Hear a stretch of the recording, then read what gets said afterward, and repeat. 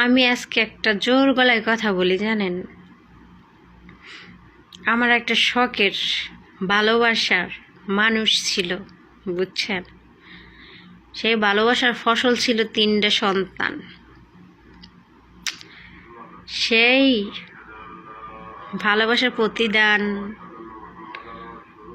পাইছি কি জানেন? প্রবাসী খাদ্দামা, বুঝছেন নি?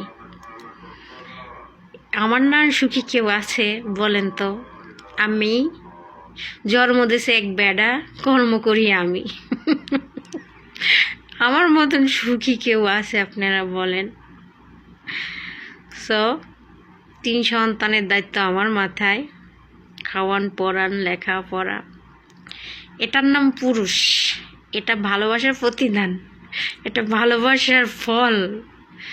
জীবনে কাউরে মন থেকে ভালোবাসতে নাই।